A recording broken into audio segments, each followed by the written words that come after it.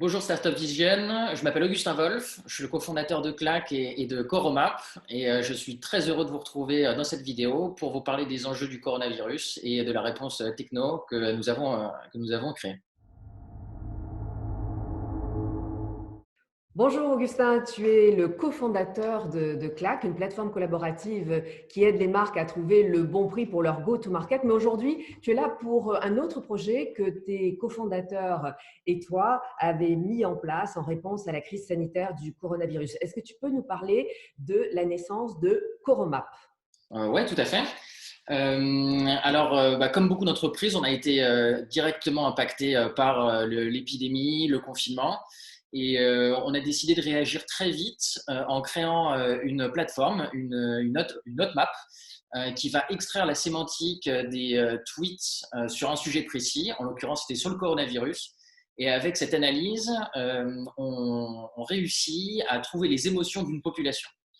Par exemple, dans le cas du coronavirus, on peut mener une recherche sur les 100 derniers tweets d'une ville dans le monde, Paris, New York, Tokyo, Dubaï, et analyser ces 100 derniers tweets pour en extraire la réaction émotionnelle de cette population. Alors, sur Startup Vision, en ce moment, nous montrons des témoignages de VCs qui donnent leurs conseils. Nous montrons des témoignages de startups qui s'adaptent, qui essayent de traverser cette crise. Et là, on peut dire que vous, en l'occurrence, vous avez été super réactif, super agile. Oui, exactement, ouais, parce qu'on a créé ça en 4 jours. On a ressorti un vieux projet que notre CTO avait commencé à initier, et puis on l'a complètement adapté. On l'a adapté dans l'analyse sémantique, on l'a adapté sur le sujet, et puis on a été un peu plus loin que la première esquisse. Pour nous, c'était essentiel de continuer de travailler, parce que c'est notre leitmotiv depuis qu'on a commencé l'aventure Clack. Et puis, on voulait aussi proposer au grand public, aux médias, la possibilité d'analyser l'émotion, de comprendre ce qu'une population traverse et puis de s'adapter surtout. Alors, c'est très intéressant, effectivement, cette analyse des émotions, du ressenti. Est-ce que tu peux me parler un petit peu de ce qui se passe justement en ce moment dans nos sociétés? À la fois, on se précipite dans les supermarchés pour acheter toutes ces denrées de première nécessité et donc réaction de peur, et à la fois ce qui nous fait nous mettre aux fenêtres tous les soirs. Oui, bien sûr. Bah, alors, vous avez bien entendu mis le mot dessus. La première émotion, c'était la peur. C'était très intéressant de voir comment une émotion, comment une population réagissait. En fait, ce confinement, cette épidémie est vue à travers le prisme du confinement. Donc aujourd'hui, on est capable de séquencer en semaines les émotions que traversent les populations. En premier lieu, il y avait la peur, puis l'adaptation. En second, il y avait un regain de confiance des populations premièrement touchées qui réapparaissait. Et puis après, il y avait la volonté de découvrir plus d'informations, la volonté de s'adapter, la volonté de trouver des nouvelles routines, la volonté aussi de montrer des liens de solidarité qui étaient très forts.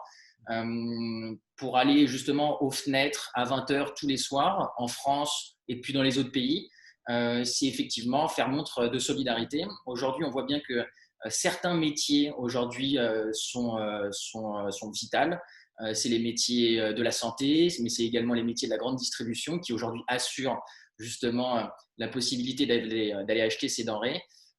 Et c'est la solidarité aujourd'hui qui pousse tous les gens à aller à leurs fenêtres.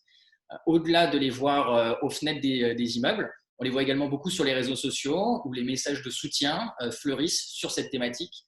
Ce qui est très intéressant dans notre plateforme sur Coromap, c'est que si aujourd'hui le sujet du coronavirus est moins source d'effroi, il est moins source de peur, on voit qu'il y a plein de sujets qui naissent à côté du coronavirus, le sujet du travail, le sujet de la famille, le sujet des liens de solidarité, le sujet du sport, le sujet du contrat de travail. Et c'est très intéressant de voir autour d'un phénomène, plusieurs épiphénomènes qui suscitent d'émotions différentes. On est là avec Coromap complètement dans le domaine des sciences cognitives. Est-ce que tu peux nous parler un petit peu aussi de la technologie qui est derrière Coromap? Oui, tout à fait. Donc, nous, dès le début, chez Clap, on travaillait les leviers cognitifs qui faisaient acheter les produits. On est resté sur le même travail, c'est la perception d'une émotion. Aujourd'hui, donc, on travaille avec une intelligence artificielle, qui est l'intelligence artificielle d'IBM, Watson, et c'est elle qui va analyser la sémantique et on va envoyer justement ce traitement à Watson. Et puis, on a également utilisé le framework de Schwartz, qui est un travail de catégorisation des valeurs humaines. Nous, on l'a retravaillé pour que justement on puisse catégoriser les émotions. Et c'est ce travail à la fois d'intelligence artificielle, ce push par l'intelligence artificielle et ce traitement par le framework de Schwartz qui nous permet de faire ressortir les émotions d'une population. De ces analyses du ressenti, est-ce que tu peux imaginer l'après-crise? Alors, l'après-crise, il sera très intéressant. Il sera très intéressant sur justement tous les épiphénomènes autour du coronavirus. Il sera très intéressant sur la manière de consommer. Aujourd'hui, on s'aperçoit que cuisiner, c'est devenu très simple. Il y a beaucoup de contenus sur les réseaux sociaux qui sont créés autour de la cuisine. Donc, il y a un élan de sympathie, de recherche d'informations et d'amélioration qui est en train de se manifester sur les réseaux sociaux et nous sur les populations. Sur le travail également, on ne peut pas se placer comme les prophètes du remote, mais on voit bien qu'aujourd'hui, toutes les entreprises se servent du remote et vont peut-être aussi l'adapter de manière plus récurrente dans leur entreprise. On voit qu'il y a énormément de messages positifs aussi autour de ce phénomène du remote.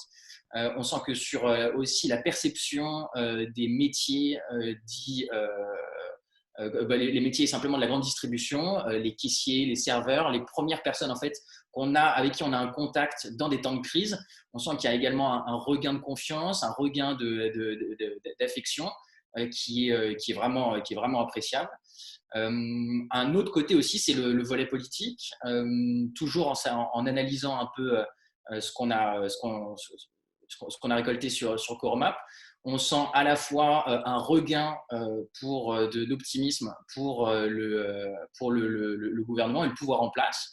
Et ça, c'est des choses qui sont très positives. Dans le séquençage, on a parlé un peu précédemment, on voit bien que la première semaine, c'était la semaine d'adaptation. La deuxième semaine, c'était un peu la semaine de l'ennui, où on sortait justement de cette adaptation, des 3-4 séries sur Netflix, et ensuite on commençait à prendre les habitudes du travail. Cette troisième semaine aujourd'hui, elle est intéressante parce que c'est elle, normalement, qui devrait donner le vrai boost pour le travail remote. On sent qu'il y a énormément de messages positifs qui ont été créés. On a vu aussi que notre analyse est qu'il y a beaucoup de tutos aujourd'hui qui ont été créés sur la manière de bien fonctionner.